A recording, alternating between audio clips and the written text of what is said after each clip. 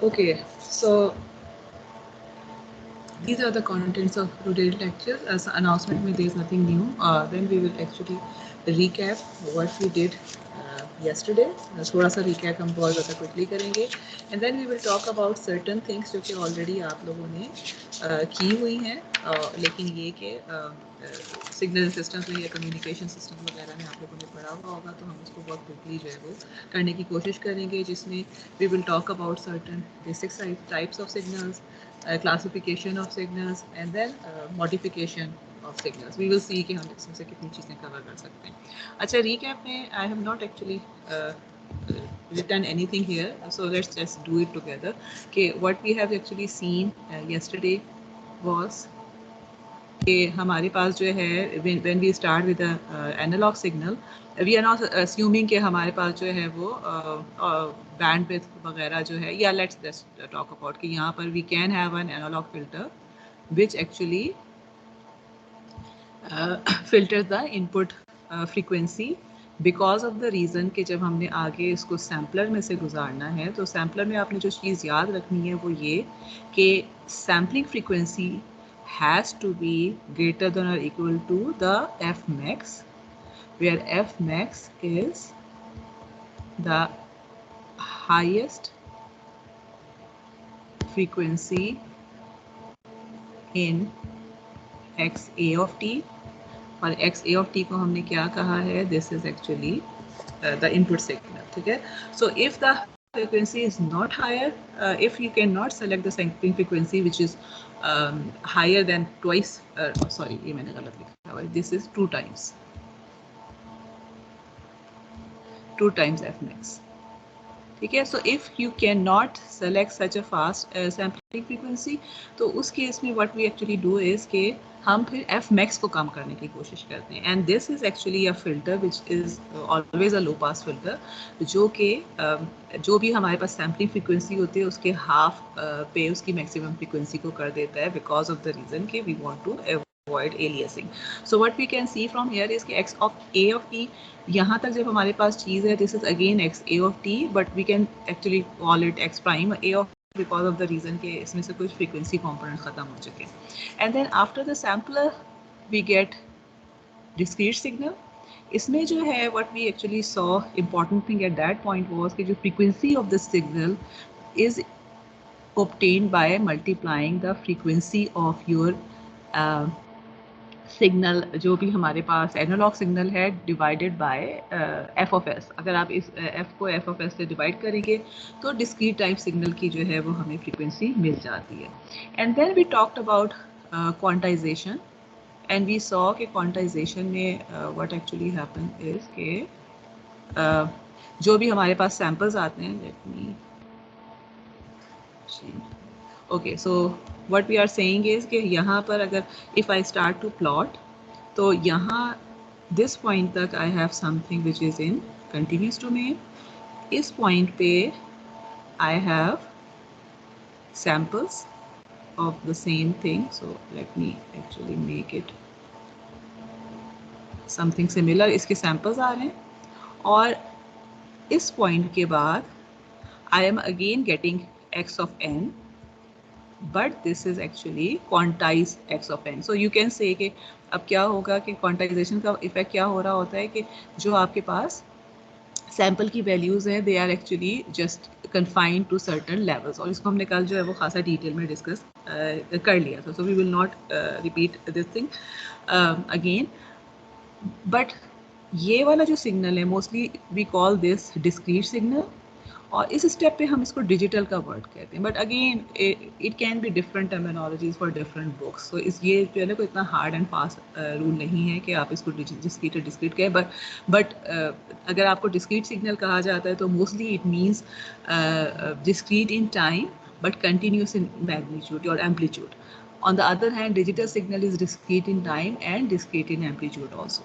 And what we actually saw in the case of quantization कि there is always a quantization error.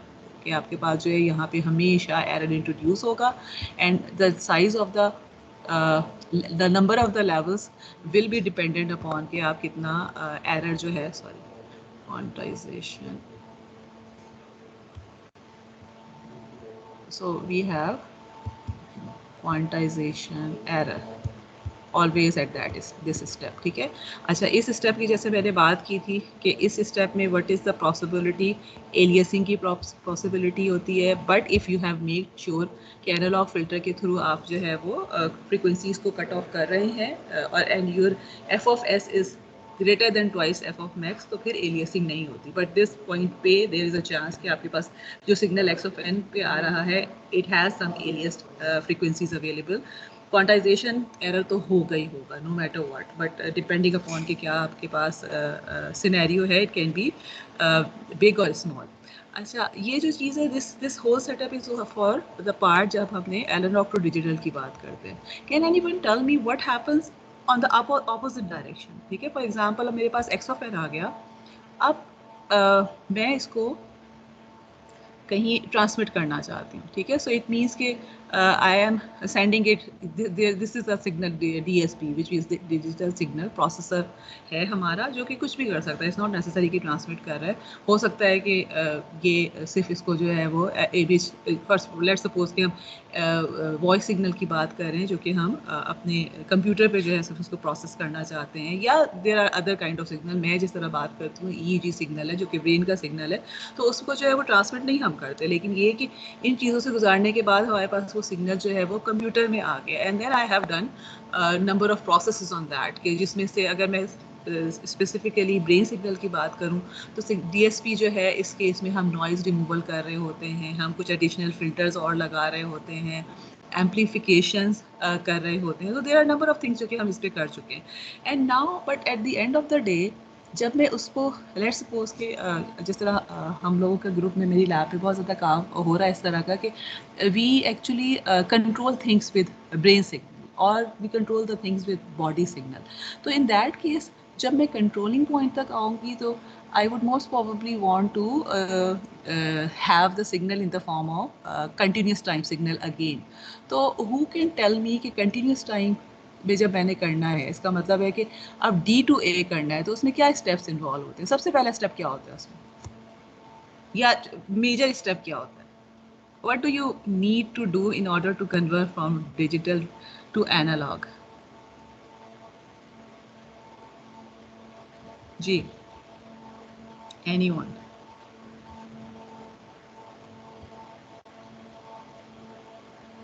Ma'am up sampling करनी होगी। Okay, so what do you mean by up sampling, बताएंगे? ठीक है, कह तो आप सही रहे हैं। So why up sampling?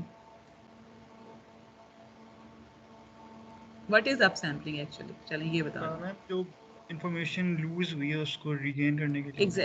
Exactly very good, ठीक है। सो द थिंग इज कि वी नो कि अगर हमें दोबारा से मुझे यही सिग्नल चाहिए, या मोस्ट प्रोबेबली एग्जैक्ट सिग्नल तो नहीं, अगर फर्स्ट करें मैंने नॉइज़ वगैरह रिमूव किए तो may be cleaner version of this signal चाहिए। बट द थिंग इज़ कि मेरे पास जो चीज़ यहाँ तक आ रही है DSP प्रोसेसिंग के बाद, अगर मैं इसको y ऑफ n कह देती हूँ, which may not be exactly the same as x of n, तो y of n is in the form of these samples।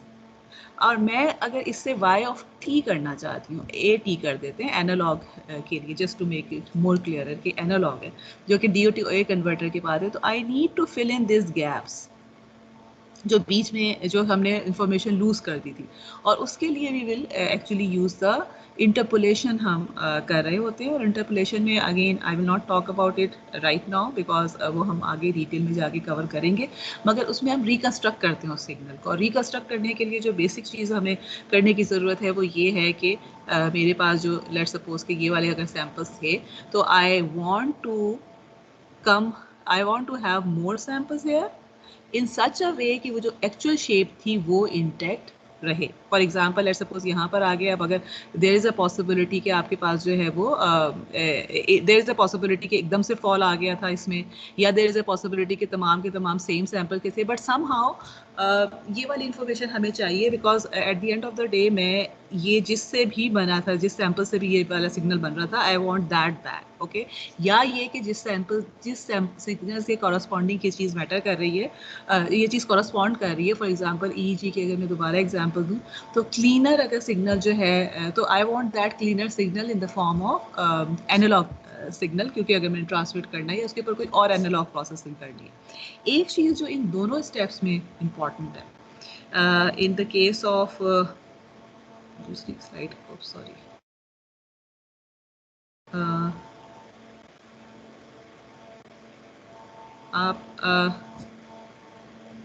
आप लोगों को सबको नज़र आ रहा है? मुझे लगता है आज नेटवर्क बहुत ख़राब है। Am I back on? Okay, it seems के हो गया, ठीक है। Okay, so what we can actually वाली इधर चली गई, अच्छा ओके ये है, ठीक है। तो जो एक चीज़ इम्पॉर्टेंट जो आपने याद रखने की ज़रूरत है कि इन दोनों स्टेप्स में अगर आप बात कर रहे हैं ये A to D की और D to A की, इन दोनों स्टेप्स में sampling frequency is one of the most important factors. कि आप इसमें भी जो इसमें तो हमें नज़र आ चुका है ना कि सैम्पलिंग फ्रीक्वेंसी जो है उसके थ्रू ही हमें डिजिटल फ्रीक्वेंसी मिल रही है। अगर मुझे एफ ऑफ एस नहीं पता तो डेफिनेटली मैं उसके सैम्पल्स नहीं कर सकती। And similar is the case here also, हम अब बाद में इसको देखेंगे, but whenever I have this D to A system, इसमें हम बाहर से कहीं ना कहीं से सैम्पलिंग फ्रीक्वेंसी सिस्टम को बता रहे होते हैं कि रिकन्स्ट्रक्शन जो करनी है वो किस सैम्पलिंग फ्रीक्वेंसी के कॉरस्पॉन्डिंग करनी है। हम आपके कोर्स में जो अभी हम पढ़ेंगे उसमें हम we will talk about mostly the case जब हमारे पास sampling frequency of A to D converter and D to A will be the same. लेकिन ये भी याद रखिएगा कि it is not a must condition, there is a possibility कि हम सैम्पल कहीं से और फ्रीक्वेंसी से कर रहे हैं और रिकन्स्ट्रक्ट किसी और फ्रीक्वेंसी से कर रहे हैं। अगेन इट डिपेंड्स कि आपकी रिक्वायरमेंट्स क्या हैं, but the only important thing for to remember is as far as the sampling frequency is concern कि अगर आपका signal by default analog digital नहीं था, डिस्क्रीट नहीं था, बल्कि आपने सैम्पल करके किया है and you want it back in the analog domain, तो in both the cases you need to know the sampling frequency. उसके बगैर जो है वो आप डिजिटल एनालॉग से डिजिटल में भी नहीं जा सकते एंड देन डिजिटल से एनालॉग में वापस नहीं आ सकते। Okay, so we will stop here as far as the overview is concerned. हम इस कोर्स में जो है फर्दर जब हम आगे मूव करेंगे so we will keep on moving towards understanding the whole thing कि आप in detail कि हर स्टेप पे क्या हो रहा है, how can you sample, how can you reconstruct, what can be possibilities at the signal processing level also, उसके बारे में भी हम बात करेंगे। लेकिन so let's start to move towards that. ये चैप्टर 2 हमारा स्टार्ट हो गया। अच्छा, इसमें देखें we are starting with something very basic elementary जो डिस्क्रीट टाइम सिग्नल्स हैं। Let me open another slide. Okay, so जो हमारे पास डिस्क्रीट टाइम सिग्नल्स हैं, अब आप लोग मुझे जल्दी जल्दी बताना शुरू करें। What is unit sample sequence? Unit sample या यूनिट इम्पल्स के नाम से शायद आपने इसको पढ़ा हुआ होगा। What is it? How do we define it? और जिसको हम डेल्टा एन से भी लिखते हैं। जी मैम, क्योंकि जीरो में हमारे यहाँ जो सैंपल है वो 1 हो और बाकी ग्रेटर और लेस में वो 0 0 हो जाता है। ठीक है, so it is this only at n equal to 0 और it is 0 otherwise. Okay, what about unit step? u of n से हम इसको करते हैं। जी, कोई और बताएगा मुझे? someone else?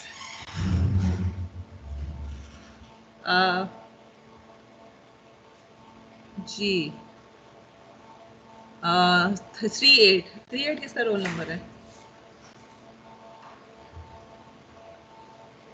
जी एंड में 38 जो आ रहा है, who is the student? What's the name of the student? मुझे लगता है ये है ही नहीं जो भी है। Okay 13 no. ओके, मुझे लगता है कि most of you are just logged in. Okay, चलें, जो भी बता रहा था वही बता दें। मुझे लगता है आवाज़ तो कॉल करने में जो है मैम जो जीरो पे जो जीरो से स्मॉल तक 0 हो और उसके बाद 1 हो। ठीक है, so it is actually 1 for n greater then और इक्वल टू 0 and 0 otherwise, ठीक है, which means कि for n less than 0 के लिए जो है this is 0. Okay, now what is unit ramp signal?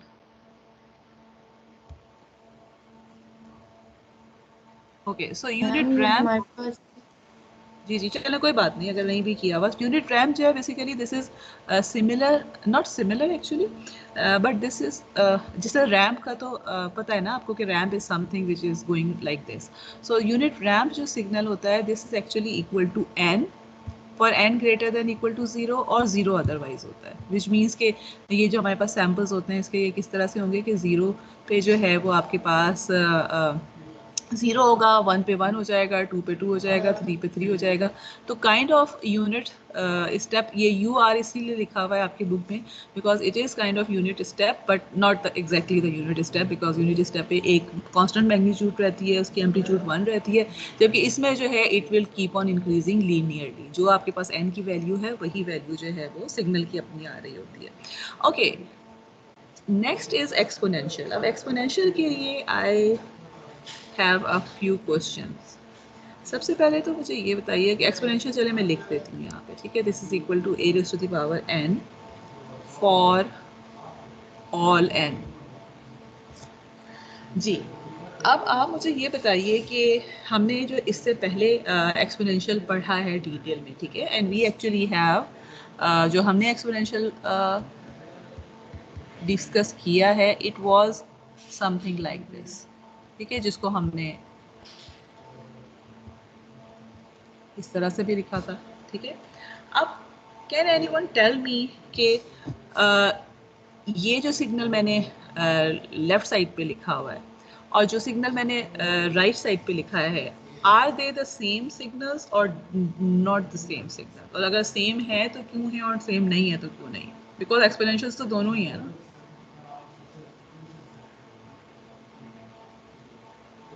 Ji, first वाला रियल है और ये तो कॉम्प्लेक्स है सेकंड वाला. ओके, सो उसकी वजह से फर्क क्या पड़ेगा?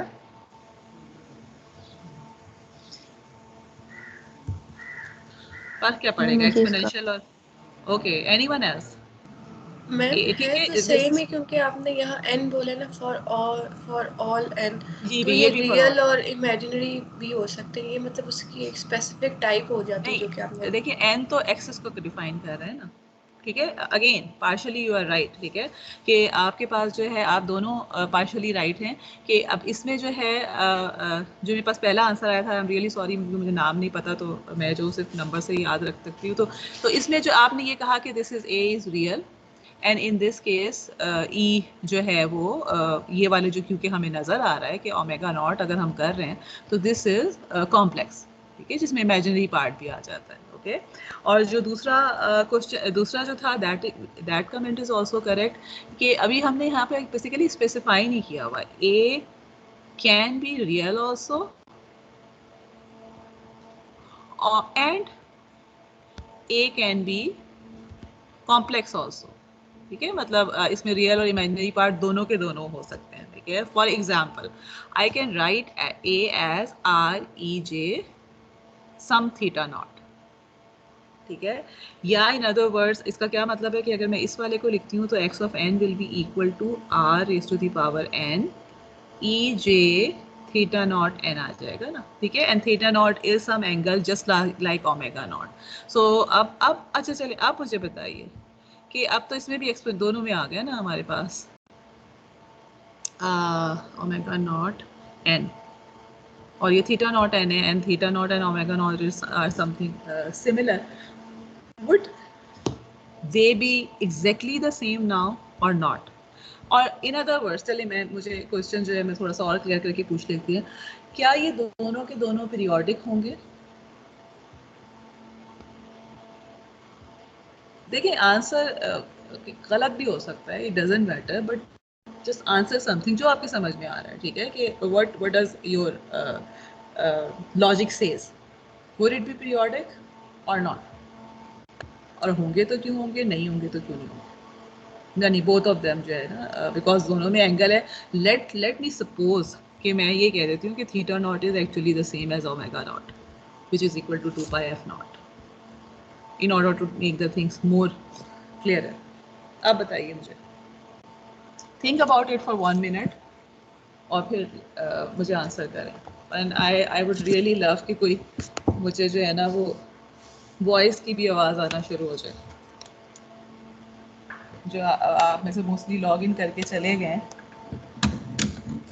अगर वो वापस आ जाए तो that would be good for everyone. जी, any comment? Would they be same और नॉट? और इफ आप अच्छा पहले मुझे बताएं दोनों में डिफरेंस क्या है? डिफरेंस तो नजर आ रहा है ना. What is the difference? Amplitude का मैम. एम्पलीट्यूड का. Ma'am okay. यस जी, बताइए क्या बता रही थी आप? ओके, आई गेस या तो लाइन ड्रॉप हो गई. अच्छा, this is actually right observation. अब अगर मैं r को 1 ले लेती हूँ तो in that case both of them are exactly the same. इसका मतलब है कि मेरे पास बेसिकली जो एक्सपोनेंशियल मैंने यानी ये वाला जो एक्सपोनेंशियल लिखा है ना, अगर इस एक्सपोनेंशियल को मैं एज अ कॉम्प्लेक्स नंबर लेती हूँ तो उस केस में अगर एम्पलीट्यूड 1 ले लेती हूँ तो this exponential becomes that exponential जो कि हमने पहले डिस्कस किया था, विच वॉज पीरियोडिक. अगर हमारे पास f नॉट जो है वो रैशनल है, ठीक है. कि लेकिन what if I don't take r to be 1? Let's suppose कि मैं r को ले लेती हूँ 0.9. What will happen in that case? Would this remain periodic or not? आप again आपकी लॉजिक क्या कहती है कि उस केस में क्या होगा? क्योंकि एक्सपोनेंशियल्स तो हैं ऑलरेडी. एक्सपोनेंशियल तो इसलिए भी है, एंड आई एम अस्यूमिंग कि सेम एक्सपोनेंशियल है, एफ नॉट भी रैशनल है, जिसका मतलब है कि मैं ये तो कह रही हूँ कि ये जो चीज़ है इससे आपके पास साइन को साइंस जो बन रहे हैं they are periodic. But what I am asking you is कि अगर आर 1 नहीं होगा तो वुड इट रिमेन पीरियोडिक और नॉट? मैम पीरियोडिक ही रहेंगे. Okay okay, anyone else? Amplitude का पीरियोडिसिटी से क्या रिलेशन हो सकता है? ओके, अच्छा, what is the definition of periodicity? Ma'am वो स्पेसिफिक टाइम के बाद वो रिपीट okay. होना चाहिए. रिपीट होता है, ठीक है. रिपीट कैसे होगा? इसका मतलब है कि अगर मैं ये कह रही हूँ कि मेरे पास ये सिग्नल है जो कि पीरियोडिक है तो एग्जैक्टली इसी चीज को होना चाहिए, right? Same number of samples के बाद सेम वैल्यूज होनी चाहिए. अगर r इज नॉट 1 तो क्या हो जाएगा? या तो ये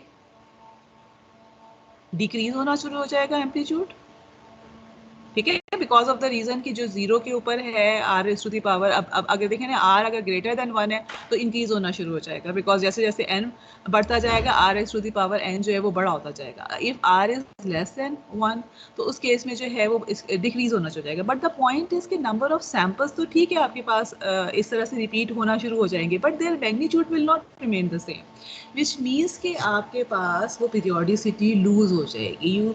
you don't have the same thing repeating after equal interval, because periodicity की definition के हिसाब से, and because of this definition हमें पता है कि हम एक पीरियड कहीं से भी उठा लेते हैं तो it doesn't matter, because we know कि यहाँ से उठाएं, यहाँ से उठाएं, यहाँ से उठाएं, हम उसके ऊपर प्रोसेस कर रहे हैं तो वो तमाम के तमाम सिग्नल के ऊपर प्रोसेस हो रहा है. ऑन द अदर हैंड इस केस में अगर मैं ये ले लेती हूँ या इसके बाद वाले लेती हूँ तो this is not the same thing as this particular one, ठीक है. So what we actually are establishing here is, हम ये जो एक्सपोनेंशियल को हम ओवरऑल दोबारा क्यों रिविजिट कर रहे हैं कि जो हमने अभी तक एक्सपोनेंशियल्स की बात की थी periodic, they are kind of a subset of these एक्सपोनेंशियल्स जिसकी हम अब बात कर रहे हैं. बिकॉज ऑन दोज एक्सपोनेंशियल्स हमने पहले डिस्कस क्यों किए थे? क्योंकि हम पीरियोडिसिटी के रेफरेंस से उनको डिस्कस कर रहे थे.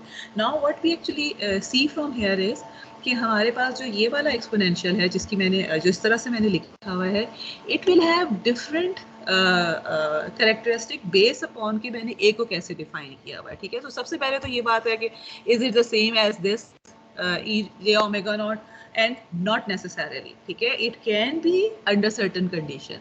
दूसरी चीज जो वही क्वेश्चन में मैंने आपसे पूछा है कि what will be the difference between real A and complex A. अब देखिए रियल ए के लिए क्या होगा, वी कैन सी कि अगर रियल ए होगा तो ये तो आप में से किसी ने पहले इस्टेब्लिश किया हुआ है कि रियल ए अगर होगा तो उसकी वजह से क्या हो जाएगा कि पीरियोडिसिटी तो होगी नहीं ना, because and we can see again वही वाली जो चीज़ है जो हम अभी थोड़ी देर पहले भी आपको वो कर रही थी कि if A is between 0 and 1, तो उस केस में क्या होगा, डीकेइंग एक्सपोनेंशियल आ जाएगा.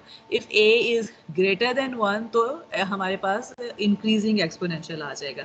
इफ a इज -1 और 0 के दरमियान होगा तो हमारे पास अगेन डीकेइंग है, but with decreasing with alternate positive and negative जो है वो मैग्नीट्यूड्स, क्योंकि हमें पता है ना कि फर्स्ट करके कि a जो है वो -0.9 है, तो वी नो कि इसके जो भी पॉजिटिव पावर्स होंगी वो आपको ग्रेटर देन 0 वाला मैग्नीट्यूड दे रही होंगी, और जो नेगेटिव पावर्स होंगी वो आपको लेस देन 0 वाला दे रही होंगी. तो इसकी वजह से जो है ये वाली फ्लक्चुएशंस हो रही हैं. ऑन द अदर हैंड अगर ये खाली 0.9 होता तो इसका मतलब है कि नो मैटर व्हाट आपके पास जो है वो it will keep on decreasing. And similarly अगर लेस देन -1 है तो इसका इस तरह से जो है प्लॉट आ रहा होगा. And there is we know that all of these things जो है वो आप अगर चाहें तो मैटलैब में खुद से प्लॉट भी करके देख सकते हैं. दूसरा जो क्वेश्चन मैंने आपसे पूछा था उसका प्लॉट मैंने यहाँ पर बनाया हुआ है, ठीक है, कि अगर आपके पास जो है वो बेसिकली पीरियोडिसिटी, खैर ये पीरियोडिक का नहीं बनाया हुआ, सॉरी, वो मैंने अलग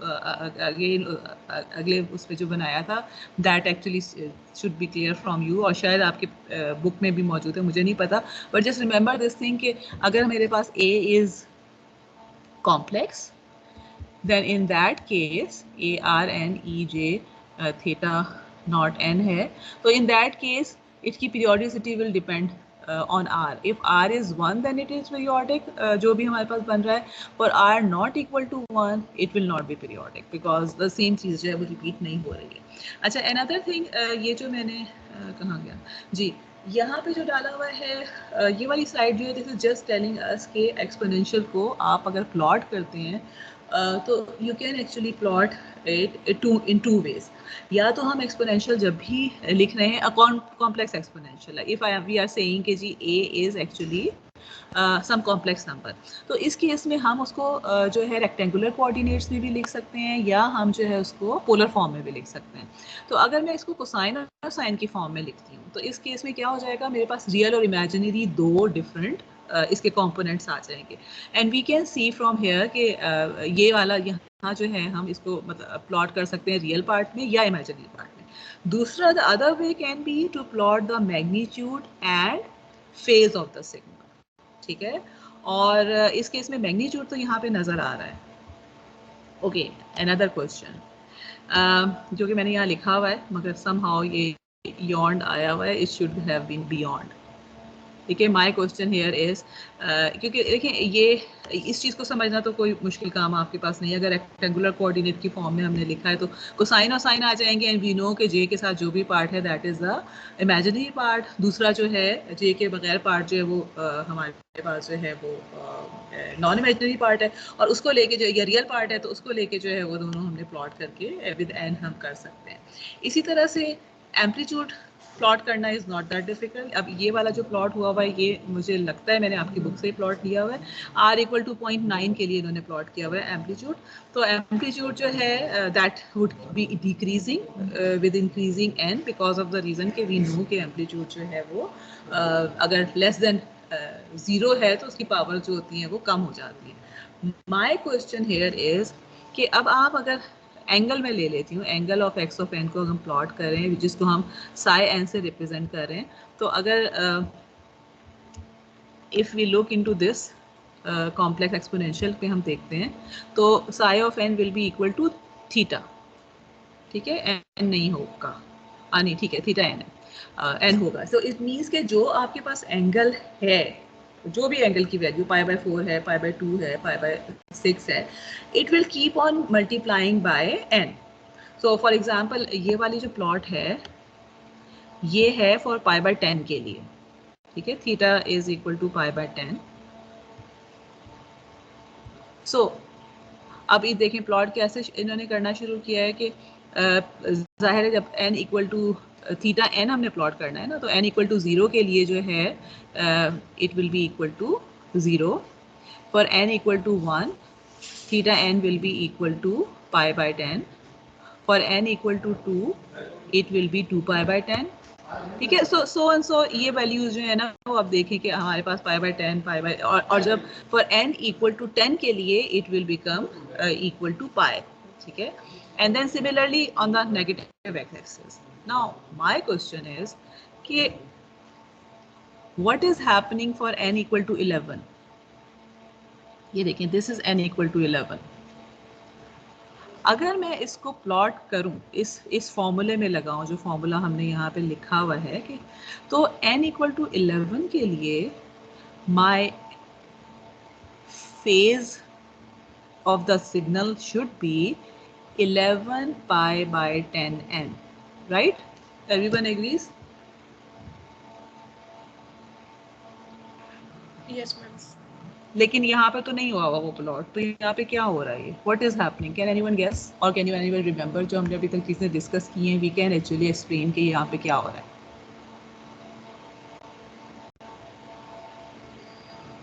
मैम ये एलियासिंग हो रही है ना, वो अपनी पिछली उसकी रिपीट कर रहा है. Okay, so because of the reason के जो हमारे पास यूनिक फ्रीक्वेंसीज हैं, they are from minus between minus pi to pi. ठीक है, तो ये माइनस से पाई का इंटरवल जो है, it has already been covered for n minus 10 से 10 तक के दौरान. अब ये जो 11 पाई बाय n है ना, दिस इज एक्चुअली बियॉन्ड पाई. ठीक है, या 11 पाई बाय n को मैं कैसे लिख सकती हूँ? 2 पाई माइनस 9 पाई बाय 10. ठीक है, तो इसका मतलब है कि ये जो 2 पाई है ना, यानी समहाउ जो जितने भी 2 पाई के मल्टीपल्स हैं वो तो हमें पता है कि they are actually repeated, values are repeated. ठीक है, सो उन एंगल्स को प्लॉट करने का फ़ायदा नहीं है, बिकॉज वी नो कि एक्चुअल में जब आपके पास जो इफेक्टिव एंगल्स हैं वो 0 से 2 पाई तक हैं या माइनस पाई से पाई तक हैं. ठीक है, तो हम क्या करेंगे कि whenever something is going beyond pi और बिलो माइनस पाई, हम उसको 2 पाई के मल्टीपल्स में से मतलब देखेंगे कि how much 2 pi multiple is there, and then we will just keep the part that is less than pi which is between this interval minus pi to pi. और अब यहाँ पे जो है 9 पाई बाय 10 है, तो अब वी हैव सीन कि ये जो 9 पाई बाय 10 था वो ये वाला था ना, माइनस 9 पाई बाय 10. तो जो मैग्नीट्यूड यहाँ पर है बेसिकली वही वाला आपके पास जो यहाँ पर आ रहा है. 11 पे वही चीज़ रिपीट हो रही है जो कि हमारे पास माइनस 9 के ऊपर रिपीट हो रही थी, बिकॉज ऑफ द रीज़न कि ये 2 पाई का जो फैक्टर है, इट इज़ जस्ट सेइंग कि द रिपीटेशन हो रही होगी. एंड रिमेंबर दिस थिंग, इस केस में हमने माइनस पाई से पाई को टारगेट किया हुआ है क्योंकि आपकी बुक में उन्होंने माइनस पाई से पाई किया हुआ था, but that is not a must. आप 0 से पाई भी कर सकते हैं. ठीक है, फॉर एग्जांपल आप n को जो है वो 0 से लेकर 0 से अगर आप करना चाहते हैं तो 0 से लेकर 20 तक आप लेके जाएं. 20 के बाद ये रिपीट होना शुरू हो जाएंगे बिकॉज ऑफ द रीज़न, यानी जहाँ पे भी पाई का इंटरवल कवर होगा ना कि आपके पास 0 से लेकर 20 तक जो है, यू कैन सी के माइनस पाई से पाई तक का जो भी हमारे पास इंटरवल था वो कवर हो चुका है. 2 पाई का इंटरवल कवर हो चुका है, तो इसका मतलब है कि उसके बाद आपके पास जो वैल्यूज़ हैं एन के साथ, जब आप क्योंकि जब एन को आप बढ़ाते जाएंगे तो वी नो कि थीटा एन ऑटोमेटिकली बढ़ता चला जाएगा, no matter which theta we start from. लेकिन ये कि जो हमारे पास जब हम वैल्यूज़ प्लॉट कर रहे हैं तो बजाय इसके कि हम इस डायरेक्शन में ऊपर चलते चले जाएं, हम जब उस इंटरवल के साथ जो है, सॉरी यहाँ पर मैंने ये जी, तो what I actually wanted to say was कि ये माइनस पाई से पाई तक करें, या ये कि आप 0 से 2 पाई तक करके and then you start to repeat the interval, it will actually give you the same thing. बल्कि हो सकता है मैं आप लोगों को जो असाइनमेंट में कोशिश करूँ कि इस तरह का कोई वो भी दे दूँ कि या ये कि पाई से 2 पाई से 3 पाई तक वाला सिर्फ इंटरवल रख लें. But because of the reason के we will see later on के फेज जो है वो हमारे पास या तो सिमेट्रिक होता है या एंटी सिमेट्रिक होता है, तो उसकी वजह से जो है माइनस पाई से पाई तक का लेते हैं. But what you need to remember from here is कि रेंज ऑफ फेज जो है वो 2 पाई के इंटरवल को सिर्फ हम फोकस करेंगे, और जो उससे आगे पीछे जा रही है बिकॉज ऑफ द रीज़न कि n बढ़ता चला जा रहा है, तो पाई की जाहिर है कि फाई ऑफ n भी बढ़ता चला जा रहा है, तो उसमें से जो है we will try to find के 2 पाई का कौन सा फैक्टर है जो उसके अंदर मौजूद है, उसको माइनस करके, या आप ये कह लें कि this is actually modulo 2 pi. Modulo का वर्ड जो है इसका मतलब आपको समझ में आता है? फॉर एग्जांपल अगर मैं कहती हूँ कि सम नंबर मॉड्यूलो 4, तो उसका क्या मतलब बनता है?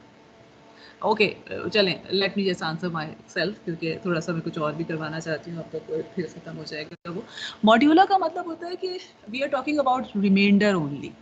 ठीक है, for example if I am saying x modulo 4, तो इसका मतलब है कि जो मेरे पास x है नंबर, फॉर एग्जाम्पल मैं आपको कहती हूँ कि 19, आपने मुझे देना है आंसर 19 मॉड्यूलो 4. तो what I am asking you is कि आप जो है डिवाइड करें और गिव मी रिमाइंडर आफ्टर 4 से डिवाइड करने के बाद। तो this is the same thing जो कि हम वहाँ पे कर रहे हैं कि हम इसका देखें, इसका क्या मतलब होता है मॉड्यूलर का, कि हम 4 के जितने मल्टीपल्स थे वो हमने इसमें से निकाल दिए और जो बाकी बच गया है which is the reminder which can not be divided by 4 fully, उसको सिर्फ रखा हुआ है।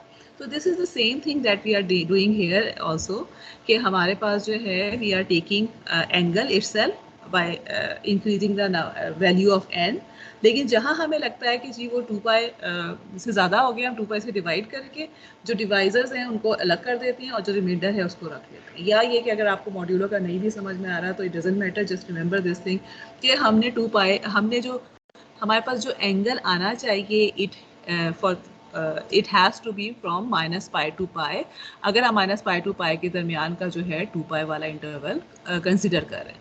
तो -π से बियॉन्ड, -π से नीचे या पाई से ऊपर अगर कोई भी चीज़ जा रही है, जिस तरह यहाँ मुझे नज़र आ रहा है ना कि 11 पाई बाय n का मतलब है 1.1 पाई, तो 1 पॉइंट नॉट n नहीं होगा, 11 पाई बाय 10 का मतलब है कि 1.1 पाई, तो which is greater than pi. So I know कि दिस इज समथिंग जो कि मैप हो सकती है किसी भी वैल्यू पे विद इन -π एंड पाई, और वो निकालने के लिए मैं ये चेक करूँगी कि 2 पाई के किस मल्टीपल में इसको ऐड या सब्ट्रैक्ट किया जाए कि जहाँ से मुझे वो चीज़ आ जाती है। Okay, so this is actually all about the signals जो कि हम बिल्कुल बेसिक सिग्नल्स की हम बात कर रहे थे। Now we will move towards the classification of signals. अब डिस्क्रीट टाइम सिग्नल्स की अगर हम बात करते हैं क्लासिफिकेशन के लिए, there are number of things जिसकी बेस पे हम क्लासीफाई करते हैं। एक तो हम ये क्लासीफाई करते हैं कि whether the signals are energy signals और पावर सिग्नल्स। ओके, इसके अलावा जो क्लासिफिकेशन है that is periodic versus aperiodic. ठीक है, ये तो हमने खैर ऑलरेडी काफ़ी जो है वो इसमें देख ली। या फिर आप मतलब इवन वर्सेस ऑड। ठीक है, अब ये सारे आई एम 100% श्योर कि आप लोगों ने ये किसी ना किसी कोर्स में मोस्ट प्रोबेबली सिग्नल सिस्टम में जो है वो कवर इनको किया हुआ होगा। So let's just start with the basic concepts और उसके बाद हम उसके इक्वेशंस वगैरह जो है वो हम देख लेते हैं। Can anyone tell me what is the difference between an energy signal and a power signal? What is an energy signal? चलिए डिफरेंस पे तो बाद में आता है।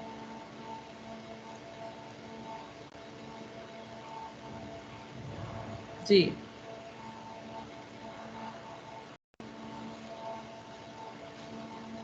ओके जी ma'am, energy signal is the signal जिसकी एनर्जी फाइनाइट हो एनर्जी और फाइनाइट पावर होती जीरो, है। और ओके पावर सिग्नल की का जी पावर जी फाइनाइट होता है और ठीक है, एनर्जी इनफाइनाइट होती है। इनफाइनाइट हो जाती है। ठीक है, वेरी गुड। अब आपके पास जो है तो इसका मतलब है कि सबसे पहले जो है if you have 2 signals available, if you have a signal available, तो सबसे पहले तो आपने ये फिगर आउट करने की कोशिश करनी है कि does it has infinite power और फाइनाइट पावर। ठीक है, अब और पावर के लिए फॉर्मूला क्या है हमारे पास? We have sorry energy, infinite energy है या फाइनाइट एनर्जी है। सो एनर्जी का फॉर्मूला क्या है?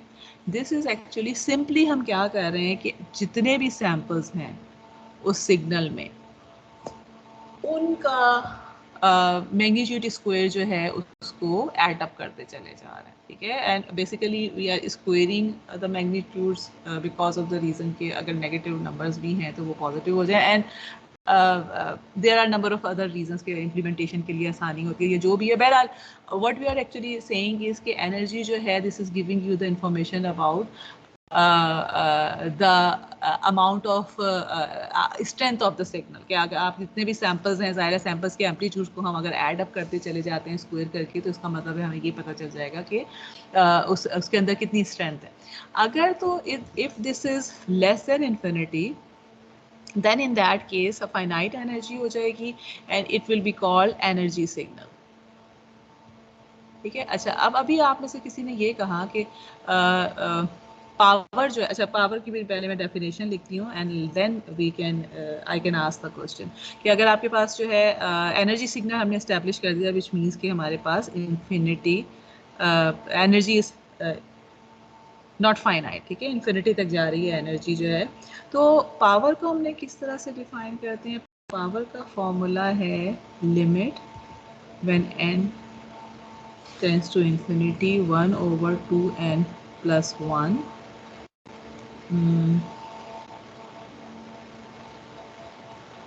summation from n from -n to n x of n square. ठीक है, सॉरी, अच्छा, let me just try to plot it कि अगर फर्ज करें कि मेरे पास एक सिग्नल है, u ऑफ n ले लेती हूँ मैं फॉर एग्जांपल, ठीक है, और इसमें जो है वो okay, let me try to take something which is not which has finite energy. Let's suppose u of n नहीं है, ये वाला सिग्नल है कि 1 2 3 4 जस्ट 4 सैम्पल्स हैं आपके पास, सम x of n है और बाकी जो हैं वो सारे जीरोज़ हैं। डॉट डॉट डॉट का मतलब है कि ये जीरोज़ जा रहे हैं इधर। अच्छा, नाउ ये हमें क्लियर कट नज़र आ रहा है कि एनर्जी जो है वो इसकी लेस देन इन्फिनिटी है, तो इसका मतलब है कि ये एनर्जी सिग्नल है। अब कमेंट जो आया था आप में से किसी ने भी दिया था कि पावर इसकी ज़ीरो होगी। अब मुझे कोई, और पावर की डेफिनेशन क्या है, हम कह रहे हैं कि power is basically equal to, ज़्यादा बेचारा, okay let me write it again, कि पावर जो है वो बेसिकली आप ले रहे हैं ओवर, आपने कोई भी एक सर्टेन इंटरवल डिफाइन कर दिया इस सिग्नल में -n to n तक, आपके पास जो है n कैन बी एनीथिंग, 1 है, 2 है, 3 है, 4 है, एंड देन आप उसके इंटरवल के अंदर की एवरेज एनर्जी ले रहे हैं ना somehow, and this n can be as long as infinity, यानी कि पूरे का पूरा सिग्नल भी इसमें कवर हो सकता है। लेकिन ये कि जो भी हमने इंटरवल लिया है उस इंटरवल के अंदर जो सिग्नल, जितने सैम्पल्स थे उनकी बेसिकली हम एनर्जी कंप्यूट करते जा रहे हैं, फिर अगला वाला उतना ही हमने इंटरवल ले लिया, उसकी एनर्जी कर ली, तो समहाउ हम ये कह रहे हैं कि एवरेज एनर्जीज पर इंटरवल जो भी हम डिफाइन कर रहे हैं उसको हमने पावर डिफाइन किया हुआ है। माय क्वेश्चन इज कि why is it like this कि अगर एनर्जी सिग्नल है या एनर्जी इज फाइनाइट तो power is always equal to 0, why? और वो एनर्जी सिग्नल कहलाएगा बिकॉज फाइनाइट एनर्जी, मगर पावर 0 क्यों होगी? एनर्जी के केस में हमारे पास जो मतलब जैसे यहाँ से 4 तक इंटरवल लिया तो वो कोई एक स्पेसिफिक इंटरवल होगा, तो इसके लिए हमारे पास जो उसकी पावर हो जाती है वो 0 हो जाएगी, क्योंकि यहाँ पे जब हमारे पास हम इसको सॉल्व करेंगे तो ये हमारे पास 1/2n + 1 जो हो जाएगा, अगर हम इन्फिनिटी पुट करेंगे तो ये चीज़ 0 हो जाएगी यहाँ पे। नहीं इक्वेशन से तो नजर आ रहा है, मैं जो ना आपसे सिर्फ आपकी एक इंट्यूशन के थ्रू पूछना चाह रही हूँ कि व्हाई आर वी सेइंग कि जो आपके पास एनर्जी सिग्नल्स हैं उनकी पावर हमेशा 0 होगी, या ये फाइनाइट एनर्जी सिग्नल जो हैं उनकी पावर हमेशा 0 होगी। ओके लेट मी, जी बोले बोले, जी whatever, I am not talking about this finite signal, it can be anything, maybe 0 से लेकर मिलियन तक उसके सैंपल्स जा रहे हैं, लेकिन है वो फाइनाइट बिकॉज मिलियन के पास 0 हो गए सैंपल्स, तो उसके केस में भी जी बोले। तो कोई भी अगर फाइनाइट सिग्नल होगा तो उसके finite samples divided by infinite number of samples, तो वो 0 नहीं होगा? नहीं नंबर ऑफ सैंपल्स से तो हम डिवाइड नहीं कर रहे, देखिए ये जो n इज, हाँ, लेकिन n टेंड्स टू, हाँ ओके ठीक है, वही मैं बात में कर रही हूँ ना कि मैथमेटिकली तो ये चीज़ समझ में आ रही है, लेकिन व्हाट डज इट मीन? देखिए एनर्जी क्या है आपके पास, जो सिग्नल्स की स्ट्रेंथ की हमने बात की है, और पावर जो है वो काइंड ऑफ एवरेज स्ट्रेंथ है कि आपने उसी एनर्जी, उसी स्ट्रेंथ को जो है वो ओवरऑल इंटरवल्स में डिवाइड करके जो है वो आपने उसको इमेजिन कर रहे हैं। So the my question is कि व्हाई, यानी अगर आप इक्वेशन को नहीं देखते, अगर आप कॉन्सेप्ट को देखते हैं, तो why does we always say कि this will have 0 power? Okay, मैं इसका आंसर अभी यहाँ पे खुद भी नहीं करूँगी, I want to give it to you as an assignment कि जस्ट लॉजिक जो है without looking at the on the equation, अगर आपको ये कहा जा रहा है कि पीरियोडिक यानी आपके पास इंटरवल्स में पावर्स उसी चीज़ को आपने डिवाइड कर दिया है, तो व्हाई आर वी सेइंग कि दैट विल बिकम 0, जबकि एनर्जी जो थी वो कुछ तो थी ना, मे बी फाइनाइट है, मगर it can go two million और बिलियन ऑफ मैग्नीट्यूड जो है वो कहीं ज़्यादा वोट तक जा सकता है, तो फिर उसकी वजह से पावर जो होती है वो हमेशा ज़ीरो क्यों हो जाएगी? ठीक है, जी जी बोलें मैम।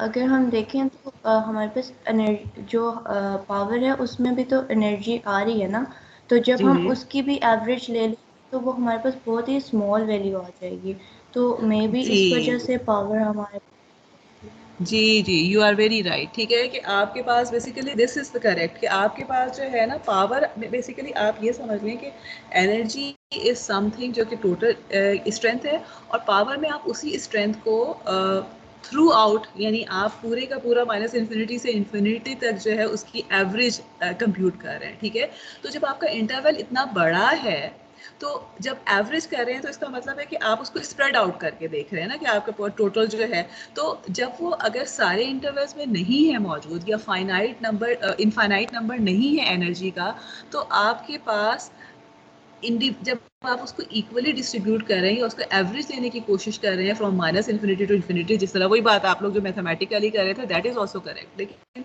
उस केस में it will become so small कि वो आपके पास जो है नो मैटर ओरिजिनल पावर कितनी थी, लेकिन अगर वो इनफाइनाइट नहीं है तो it will never be giving you the average over the infinite interval to be something which is significant. ठीक है, वो इतना कम होगा कि वो हमेशा जीरो के ही इक्वल आ रहा होगा। ठीक है, तो this is actually correct answer, very good.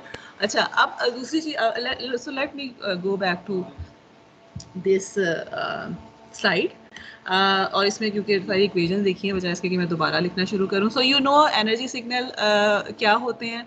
अगला जो हमारे पास है पावर सिग्नल है। पावर सिग्नल के लिए जिस तरह हमने ये चीज़ इस्टेब्लिश अभी की है कि जो सिग्नल एनर्जी सिग्नल है या फाइनाइट एनर्जी है जिनकी, वो तो पावर हो ही नहीं सकते। तो दूसरा ऑप्शन क्या आ जाता है कि इफ़ यू हैव और द काइंड ऑफ सिग्नल्स के जिनमें एनर्जी इज इन्फिनिटी, तो in that case infinite energy के केस में हमारे पास पावर कैन बी फाइनाइट और इनफाइनाइट। ठीक है, so in other words what we are saying is again infinite power का जो है ना वो कॉन्सेप्चुअली तो ठीक है, इवन अगर आप इनफाइनाइट एनर्जी वाले सिग्नल्स की बात करते हैं तो कॉन्सेप्चुअली तो ठीक है, that is not something that can be obtained in real time. ठीक है, बिकॉज ऑफ द रीजन कि आप ऐसा सिग्नल कहाँ से लेकर आएंगे जिसकी आप इनफाइनाइट एनर्जी करेंगे, तो इसका मतलब है कि रियल टाइम में power signals actually don't exist कि जिनकी फाइनाइट पावर हो एंड इनफाइनाइट उनकी एनर्जी हो। और इनफाइनाइट पावर और इनफाइनाइट एनर्जी है which is something which is neither power और नॉर एनर्जी सिग्नल्स, वो तो बिल्कुल ही बियॉन्ड इमेजिनेशन है इवन कि वो एग्जिस्ट कर सकता है। But by definition these things are important because खासतौर पे मैथमेटिकल मैनिपुलेशन के लिए कि आपके पास जो है अगर energy is less then infinity, power is finite, then in that case the signal are energy signals. If energy is infinity, power is less than infinity, then in that case it is power signal. ठीक है, less than infinity but power is not equal to zero. ठीक है, and then because infinite energy की बात है तो इसका मतलब है कि हमारे पास तमाम जब आप उसको डिस्ट्रीब्यूट कर रहे हैं या उसका एवरेज ले रहे हैं ओवर द इनफाइनाइट इंटरवल, तो it will give you something which is significant, zero से ज़्यादा होगा। And then the other option is कि energy भी infinite है, power भी infinite है. In that case, we don't have any classification of that signal. अच्छा, आप can anyone tell me any signal with infinite energy and finite power, जो कि आप लोग जितने signals को जानते हैं उनमें से power signal कौन से हैं?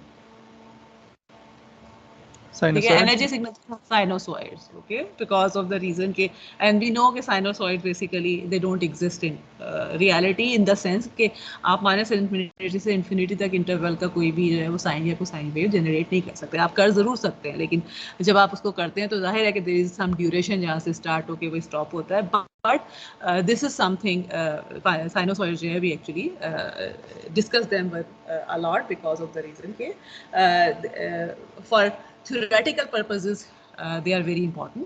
और हमेशा याद रखें कि जो मैथमेटिक्स है ना that is important because of the reason कि you make ideal models with the help of math के जो सिग्नल्स हैं, and then in reality you implement something which is close to that ideal model, जिसका मतलब ये होता है कि इन रियलिटी जब हम चीज़ों को इम्प्लीमेंट करते हैं we always have some error, क्योंकि हम कभी भी एग्जैक्ट मैथमेटिकल चीज़ों को इम्प्लीमेंट नहीं कर सकते, but it doesn't matter because we know कि we can live with that error, और एरर के बावजूद जो हैं हमारे सिस्टम्स वगैरह हमें डिजायरेबल रिजल्ट दे रहे होते हैं। तो similar is the case with sine cosine के आपके पास they are power signal, they are infinite energy by definition, but we know कि हम साइन को साइंस को यूज़ भी ज़रूर करते हैं, but not the same way कि इनफाइनाइट ड्यूरेशन का जो है साइन को साइन हमारे पास नहीं होता। ओके, सो अच्छा अगले वाला जो है वो मैं डिस्कस नहीं करूँगी बिकॉज हम वैसे ही जो है वो ओवर टाइम हो गया है। मैं I don't want to take more of your time. So periodic and aperiodic signal को डिस्कस करने की वैसे भी ज़रूरत नहीं है, हम ऑलरेडी कर चुके हैं। मैं बस यहाँ पे ख़त्म करती हूँ इवन एंड ऑड सिग्नल के लिए। Again this is something you already know. मैं यहाँ पे ख़त्म इसलिए करना चाहूँगी कि अगला जो है वो सिग्नल की ट्रांसफॉर्मेशन की बात हम अगले लेक्चर में स्टार्ट करेंगे। तो इवन और ऑड सिग्नल्स के बारे में आपको पता है कि इफ़ आप सिग्नल को अगर इवन सिग्नल को हम सिमेट्रिक भी कहते हैं और ऑड सिग्नल को एंटी सिमेट्रिक भी कहते हैं।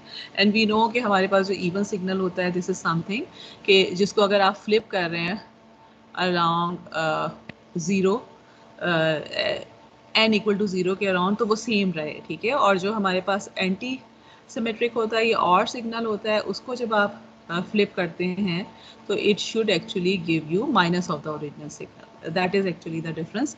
और एक चीज़ जो आपने याद रखनी है कि फॉर ऑड सिग्नल जो n equal to zero has to be equal to zero. x of n x of 0 is always 0 for odd signals, and simple reason जो है इसका वो ये है कि by definition x of minus n needs to be minus x of n। तो only 0 is a number कि जिसके लिए आपके पास x of minus 0 is equal to minus x of यानी अगर आप इसको 0 ले लेते हैं तो 0 and minus 0 are same। Otherwise अगर आप 1 लेते हैं, 2 लेते हैं, कुछ भी लेते हैं, तो जब ये डेफिनेशन लगाएंगे तो ये वाली जो चीज़ है इसका जो वैल्यू होगी वो डिफरेंट हो जाएगी और ये होल्ड नहीं करेगा जो है। सो अब जबकि इवन के केस में इस तरह की कोई कंडीशन नहीं है। And the last thing is कि हम किसी भी सिग्नल से उसके इवन एंड ऑड पार्ट्स को एक्सट्रैक्ट कर सकते हैं बाय यूजिंग दीज फॉर्मूलाज कि अगर हमने इवन पार्ट लेना है तो सिग्नल को उसके साथ ऐड, सिग्नल को उसके फ्लिप वर्जन के साथ ऐड करके 2 से डिवाइड कर दें। पार्ट लेना है तो सिग्नल को उसके ऑड जो फ्लिप वर्जन आपका जो सिग्नल है उसके फ्लिप वर्जन से माइनस करके और उसको 2 से डिवाइड कर दें तो इवन और ऑड पार्ट आ जाता है। And any signal can be written in terms of its even and odd part. Okay, so let's stop here. Next time जो है वो हम ट्रांसफॉर्मेशन करेंगे and we will try to do some examples of convolution. आप लोगों की जो assignment जो आपकी नोट्स अपलोड आपने करने हैं इस वीक के, उसकी असाइनमेंट आपको विजिबल हो जाएगी 12:30 पर। तो काइंडली वहाँ पे फिर वही संडे तक अपलोड कर दीजिएगा and just try to do it. देखिए संडे से आज तक काफ़ी दिन होते हैं तो just try to do it any time you can.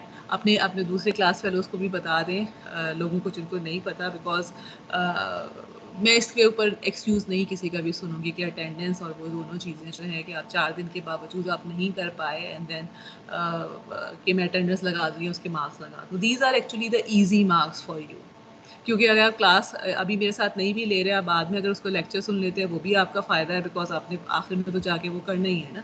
और दूसरी चीज़ ये कि सिर्फ उसके बाद आप जो मर्जी लिख के मुझे वो कर दें, अनलेस एंड अनटिल कि आपने चीटिंग नहीं की हुई है, you will get some marks. So I would advise के टेक इट सीरियसली, जो भी लिखा होता है उसको ज़रूर अपलोड कर दिया कीजिए and then you will have a quiz on Monday इंशाल्लाह। ठीक है, so let me stop here.